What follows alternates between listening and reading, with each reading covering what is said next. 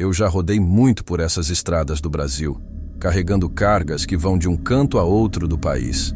São quilômetros e mais quilômetros, principalmente à noite, quando o trânsito é menos intenso, mas o risco parece dobrar.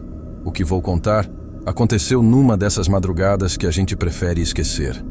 Era final de julho e eu seguia pela BR-364, em Goiás, rumo a Cuiabá. A noite estava fria, o céu encoberto, e uma garoa fina caía sem parar.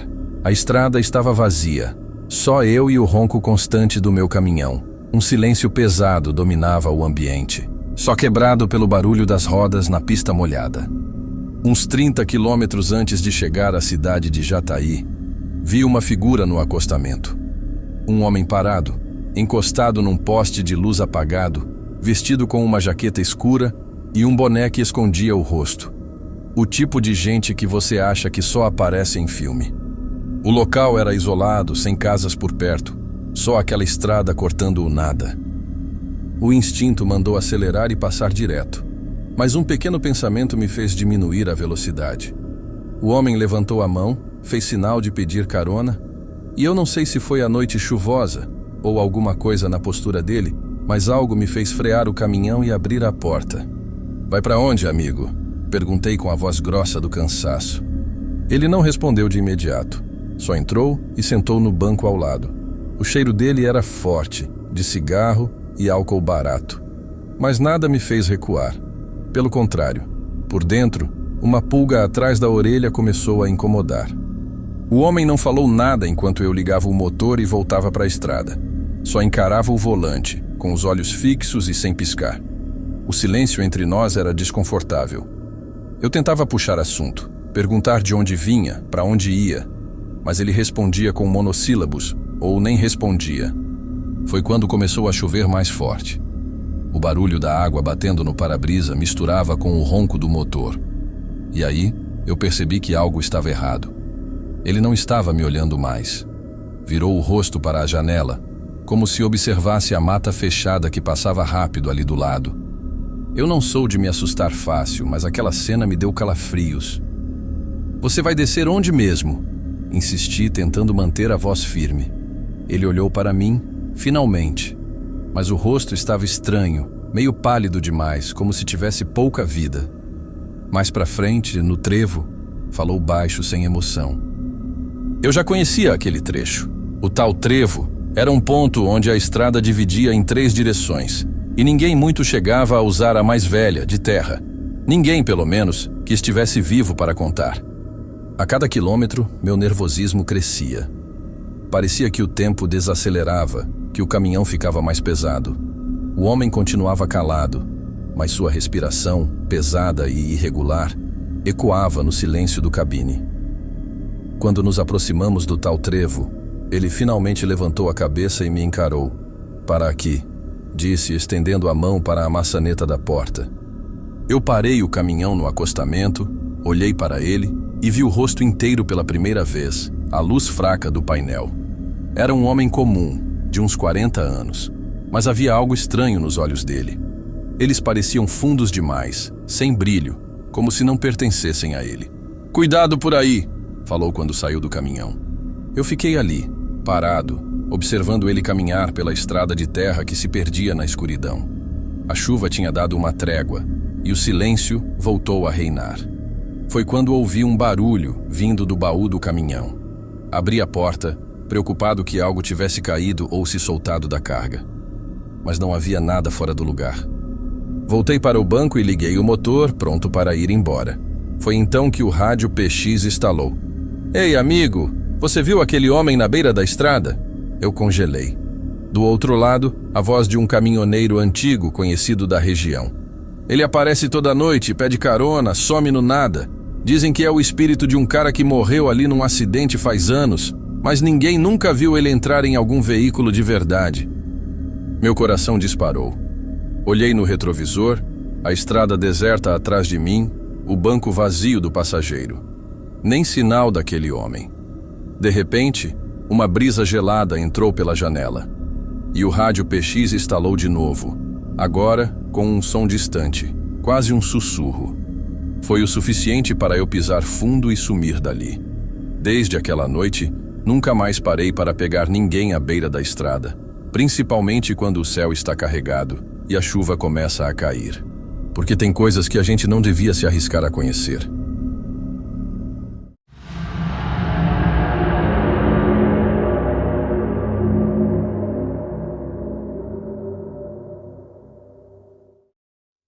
Meu nome é Paulo, tenho 47 anos e trabalho como caminhoneiro desde os 20. Já rodei o Brasil inteiro. Gosto da estrada, da solidão, do tempo para pensar. Mas uma coisa eu aprendi nesses anos todos. Estrada vazia de noite nunca é só estrada. Às vezes, é armadilha. Era por volta das 2 da manhã quando resolvi parar. Eu vinha de Vitória da Conquista e já tinha ultrapassado Montes Claros, no norte de Minas. Meu destino era Januária, mas o sono começou a pesar forte. Comecei a piscar demais, o volante ameaçando fugir das mãos. Decidi parar no primeiro canto que encontrasse. E encontrei. Era um antigo posto de gasolina, um dos muitos abandonados na BR-135. Nenhuma luz acesa, nenhuma placa funcionando, mas o pátio de concreto ainda estava lá, com espaço de sobra para parar. Reduzi, entrei com calma e estacionei num canto, de frente para a estrada, como de costume. Tudo escuro, o céu fechado, sem lua. Só o barulho da mata ao redor e o motor esfriando. Desliguei o caminhão e fiquei ali, olhando o nada, respirando fundo. Não costumo ter medo fácil, mas alguma coisa naquele lugar me deixou inquieto. Era como se o ar estivesse mais denso, como se alguém tivesse parado de falar no momento em que cheguei. Mas o cansaço venceu. Deitei no banco de trás, botei uma jaqueta por cima e fechei os olhos. Não sei quanto tempo passou até eu ouvir o primeiro som, um estalo, fraco, como se alguém tivesse pisado num pedaço de cascalho ali fora. Abri os olhos, o coração já acelerado. Fiquei em silêncio, só escutando. Outro estalo. Depois mais um. Passos. Lentos. Ajeitei meu corpo com cuidado e olhei pelo retrovisor. Nada. A escuridão lá fora parecia mais espessa que o normal. Peguei minha lanterna, abri um pouco a cortina lateral da cabine e mirei na janela. Nada. Foi quando ouvi um ronco de motor. Não o meu. Vinha de mais adiante no pátio. Espiei pela fresta do vidro dianteiro e vi. Lá estavam. 3 caminhões, perfilados, parados lado a lado, do outro lado do posto. Todos parecendo desligados, mas com as lanternas traseiras acesas. Luz vermelha, fraca, pulsando. E nenhum deles estava ali quando eu cheguei. Liguei o motor na hora, mas ele tossiu. De novo. Nada. A bateria estava boa. Tinha checado há 2 dias. Não fazia sentido. A luz dos caminhões do outro lado começou a piscar mais forte. E então, vi alguém. Uma silhueta andava entre eles. Parecia estar inspecionando os caminhões. Corpo alto, magro, passo arrastado. Luz nenhuma além das lanternas vermelhas, mas deu para ver que o sujeito carregava algo na mão. Longo. Talvez um pedaço de ferro. Ou uma barra. Voltei a olhar para o meu painel. Tentei o motor de novo. Mais 2 vezes. Na terceira, ele pegou. Engatei e no mesmo segundo, todas as luzes dos caminhões do outro lado se apagaram. De uma vez. Engoli seco. O farol do meu caminhão varreu o pátio conforme manobrei para sair. E quando ele iluminou o lugar onde os caminhões estavam, não havia mais nada. Nenhum caminhão. Nenhuma silhueta. Só concreto rachado e capim crescendo entre os buracos. Eu juro, eles estavam ali. Saí dali o mais rápido que pude. Rodei mais 40 minutos até encontrar um posto verdadeiro, com movimento e luz. Encostei, desci do caminhão ainda trêmulo, entrei na lanchonete e pedi um café. O frentista, um senhor de idade, me viu pálido e puxou conversa. Contei o que tinha acontecido. Ele não riu, só balançou a cabeça e disse: "Você parou no posto branco? Aquele foi fechado depois que 3 caminhoneiros sumiram ali na mesma noite. O povo diz que vê luz de caminhão lá de madrugada, mas quando chega perto, não tem nada."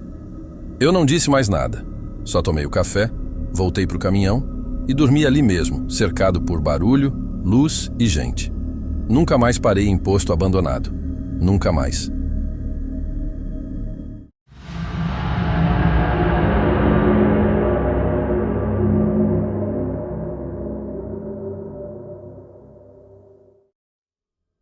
Meu nome é Wilson.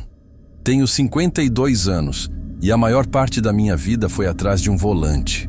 Conheço essa malha de estradas melhor do que conheço minha própria casa. Já peguei tempestades no Acre, enguiço em Serra de Santa Catarina, pneu estourado de madrugada no interior do Mato Grosso. Mas nada, absolutamente nada, me deixou tão abalado quanto o que vivi em 2017, na BR-262, a cerca de 80 quilômetros depois de Araxá, Minas Gerais. Era por volta de 3 da manhã.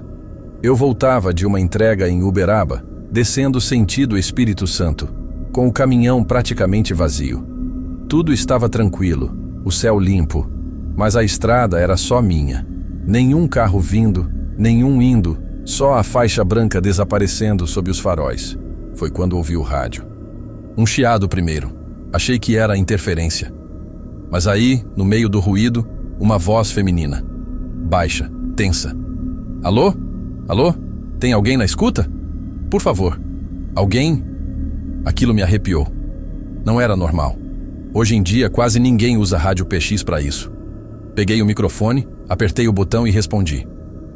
Alô, aqui é o caminhão cargueiro 91 de Belo Horizonte. Recebido, moça. Pode repetir? Chiado. Depois silêncio. Soltei o botão e esperei. Uns segundos depois, a mesma voz. Por favor, estou presa, estou machucada. Ele me deixou aqui, não sei onde estou. Meu coração disparou. A voz parecia genuinamente desesperada. O sotaque era mineiro, interiorano, voz jovem, talvez 20 e poucos anos. Ela parecia chorando. Peguei o rádio de novo. Escuta, você tá em algum veículo? Vê se consegue descrever onde está. Eu tô na BR-262, você consegue ver pista? Placa? Algum som? Silêncio. E então um ruído alto, metálico, como se algo tivesse batido no microfone dela. E aí, só estática. Nada mais. Fiquei ali parado, de olhos no rádio, tentando captar qualquer coisa. E foi nesse momento que notei algo à frente, à margem da estrada. Um carro parado no acostamento. Um sedã escuro, com as luzes apagadas. Estava com a traseira virada para mim e o capô dianteiro levemente afundado, como se tivesse batido em algo. Reduzi a velocidade. O rádio seguia mudo. Encostei o caminhão uns 10 metros à frente do carro e desci com a lanterna na mão. A estrada estava um silêncio mortal e aquele carro parecia fora do tempo. Nenhum pisca-alerta, nenhum farol ligado. Só ele ali, parado como se estivesse abandonado há dias. Me aproximei. O vidro do motorista estava aberto. Alô? Tem alguém aí? Falei, mantendo a distância. Nada. Fiz o contorno pela frente do carro. Era um Fiat Siena antigo. Estava vazio. O banco do passageiro, porém, tinha manchas escuras, talvez sangue. No chão, vi um celular quebrado. Peguei com cuidado. Estava ligado, mas a tela rachada e a bateria piscando com 2%. Pensei em voltar para o caminhão e chamar a polícia, mas antes de sair dali, a tela acendeu sozinha. Uma ligação estava ativa. Dizia, chamada em andamento, 7h52. Coloquei o aparelho no ouvido e ouvi. Alô? Alô, ele tá voltando. Por favor, alguém, ele tá voltando. A mesma voz. E no fundo, passos, barulho de mato, respiração forte. A garota estava em pânico, mas não era gravação. Ela ainda estava na chamada. Moça, escuta. Onde você tá? Você saiu do carro? Me escuta!